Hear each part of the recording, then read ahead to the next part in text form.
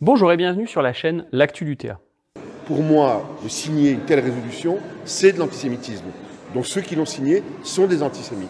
On était en août 2022, et celui qui était alors député des Français de l'étranger commentait la résolution présentée par l'élu communiste Jean-Paul Lecoq. Un texte condamnant le régime d'apartheid mis en place en Cisjordanie par l'État d'Israël. Comme quoi, l'assimilation de toute critique de la politique d'Israël à de l'antisémitisme ne date pas de l'automne dernier. À l'époque, Mathilde Panot et Adrien Quatennens avaient d'ailleurs retiré leur signature sous la pression. Mais au-delà des polémiques, la question de l'antisémitisme et de ses liens avec le sionisme sont des sujets sérieux. Et on va s'y arrêter ici. Allez, on attaque.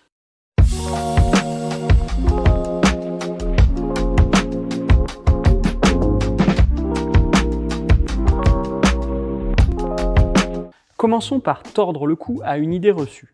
Non, l'antisémitisme n'est pas un racisme comme les autres.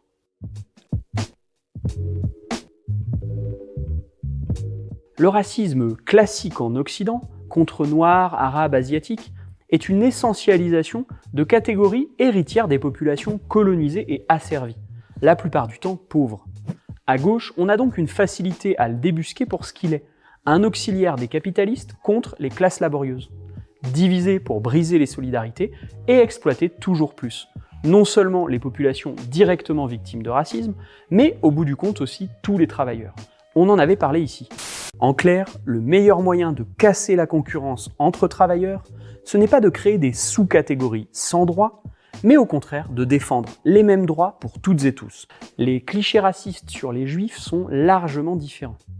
Dès ses fondements, l'antisémitisme est un complotisme qui associe les juifs à la finance et au pouvoir. Sa nature même peut donc lui permettre de contaminer, souvent sans qu'ils ne s'en aperçoivent, les militants d'une gauche qui ne serait pas assez vigilante. Heureusement, on peut noter que le problème a été pris au sérieux. Le Front populaire a signé une charte d'engagement, incluant notamment l'enjeu de formation interne sur le sujet. Maintenant, faisons le point sur les liens entre antisémitisme et sionisme. Mais avant ça, on vous invite à faire connaître cette vidéo en mettant un pouce bleu, en la partageant sur vos réseaux sociaux et en vous abonnant à la chaîne.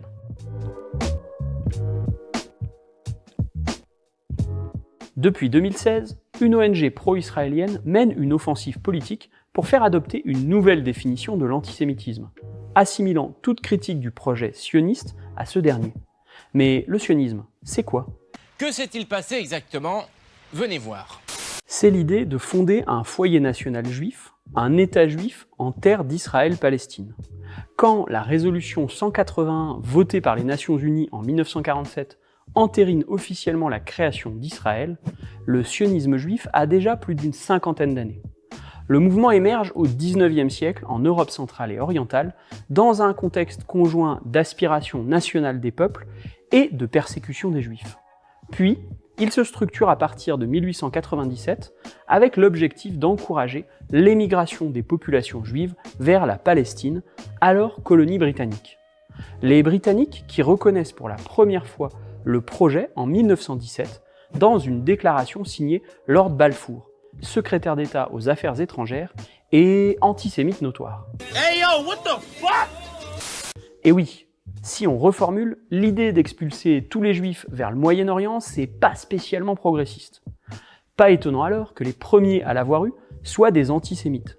Dès le XVIIe siècle, des théologiens protestants profondément anti-juifs défendent ce qui deviendra plus tard le projet sioniste. De 1933 à 1939, on verra même un accord conclu entre les autorités sionistes et le régime nazi, expulsant plusieurs dizaines de milliers de juifs allemands vers la Palestine. Tant mieux pour celles et ceux qui auront ainsi échappé à la Shoah. Mais on voit ici que les pires antisémites s'accommodent très bien du sionisme. C'est le cas des évangélistes états-uniens et de l'extrême droite européenne. A l'inverse, il est absurde d'assimiler toute critique de l'expansion coloniale menée par l'État d'Israël à de l'antisémitisme. C'est même très dangereux, puisque ça entretient une confusion sur laquelle s'appuient les authentiques antisémites pour diffuser leur venin. On espère que cet épisode sur un sujet sensible s'il en est vous aura plu, et on vous invite à prolonger le débat en commentaire.